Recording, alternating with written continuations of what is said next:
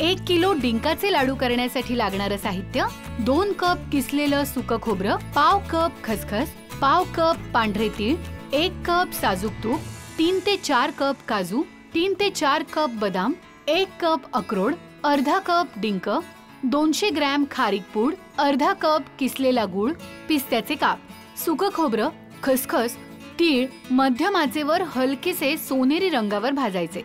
आता तुपात काजू, बदाम, अक्रोड आणि डिंक एक एक करत परतायचे। आता खारीक पूड तुपात परतायची। आता सगळे जिन्नस साधारण अर्ध्या प्रमाणात मिक्सर मध्ये फिरवून घ्यायचे। आता अशा पद्धतीने वाटीभर भरड वेगळी ठेवायची। आता उरलेले जिन्नस गूळ घालत, खारकेची पूड घालत मिक्सर मध्ये फिरवून घ्यायचे आणि आता सुक्या मेव्याची भरड यात घालायची आणि हे मिश्रण फिरवून घ्यायचं। आता वरून पिस्त्याचे काप लावत अशा पद्धतीने लाडू वळायचे। झाले आपले 1 किलोच्या प्रमाणातले डिंकाचे लाडू तयार। हे लाडू बनवण्यासाठी आपण पाक अजिबात बनवणार नाही आहोत। अगदी सोप्या पद्धतीने हे डिंकाचे लाडू बनवून तयार होतात। कोणीही बनवू शकते इतक्या सोप्या पद्धतीने। तर सगळ्यात आधी इथे घ्यायचं आहे 200 ग्रॅम सुकं किसलेलं खोबरं। सुकं खोबरं मध्यम आचेवर हलकासा सोनेरी रंग येईपर्यंत आपण भाजून घेऊया। आता इथे हे सुकं किसलेलं खोबरं मस्त असं सोनेरी रंगावर मी भाजून घेतलेलं आहे। आता हे काढूयात एका प्लेटमध्ये। त्याच पॅनमध्ये 20 ग्रॅम मी इथे घेते खसखस। 20 ग्रॅम म्हणजे साधारण ही एक छोटी वाटीचं 20 ग्रॅम परफेक्ट होतात आणि खसखसही हलकीशी भाजून घेऊयात। आता खसखस हलकीशी सोनेरी रंगावर छान भाजून झाली आहे। ही पण आपण आता प्लेटमध्ये काढूयात।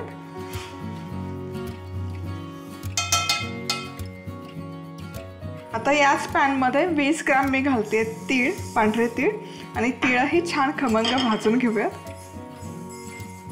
तीळही हलकेसे असे सोनेरी रंगावर भाजून झालेले आहेत, हेही काढूयात प्लेटमध्ये।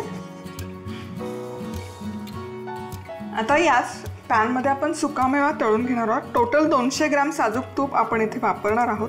हे मी मोजूनच घेतलेलं साजूक तूप आहे।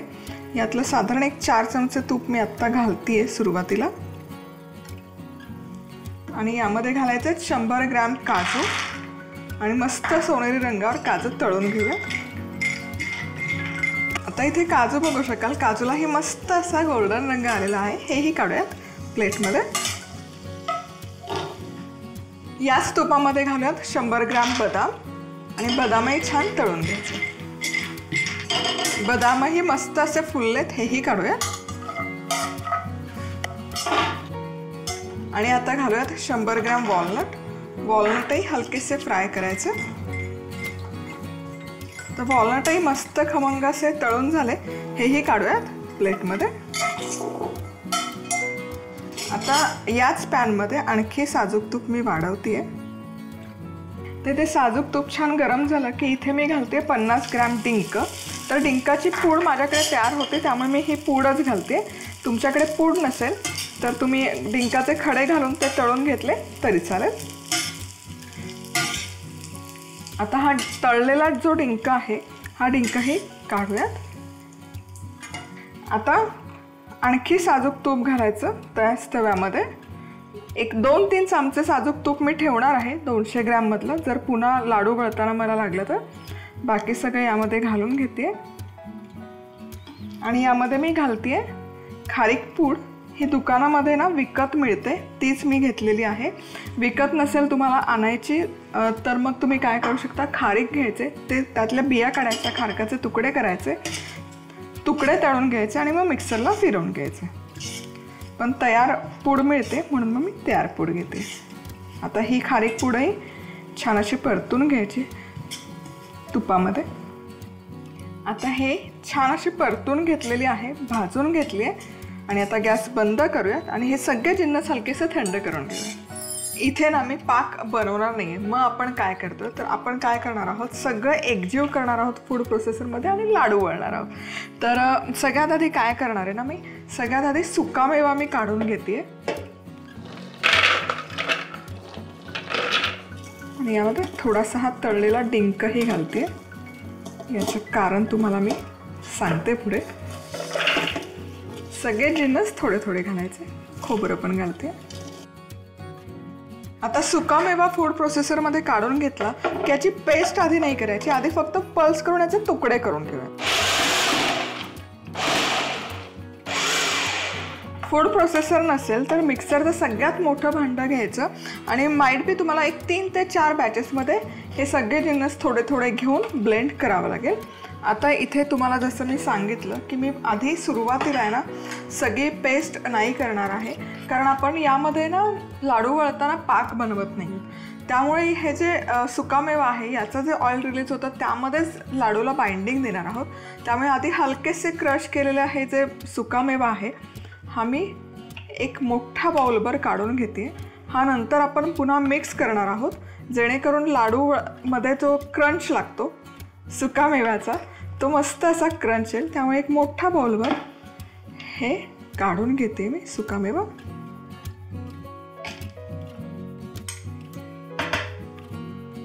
आणि आता उरलेले सगळे जिन्नस यामध्ये घालूयात। आता हे सगळं काढून झालं की इथे आहे 100 ग्रॅम गूळ। हा गूळही मी किसून घेतलेला आहे, हा गूळही यामध्ये घालायचं। आणि आता हे सगळं आपण ना एकजीव करून घेतो आणि ही सेम प्रोसेस मिक्सरमध्ये हे तुम्ही करू शकता।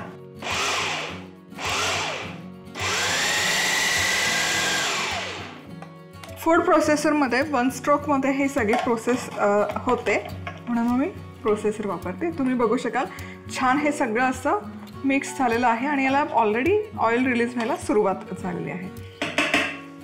आता या स्टेजला यामध्ये आपण घालूयात ही खारीक पूड जी आपण तळून घेतली होती आणि ही यामध्ये एकजीव करून घेऊयात। थोडी थोडी टाकायची ॲट अ टाईम आणि फक्त मिक्स करून घेते।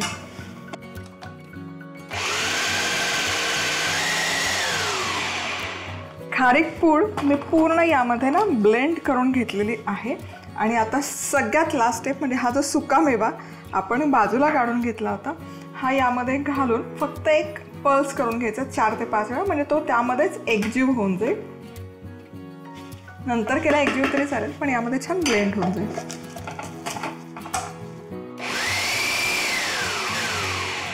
आता हे सगळं तयार मिश्रण मी काढून घेते एका मोठ्या प्लेटमध्ये। आता याला लाडवाला ऑलरेडी खूप छान बाइंडिंग आहेच, सो मी याचे लाडू वळून घेते आणि याला आहे ना छान देखणे दिसावेत लाडू म्हणून थोडंसं पिस्त्याचे काप आहेत ते लावते।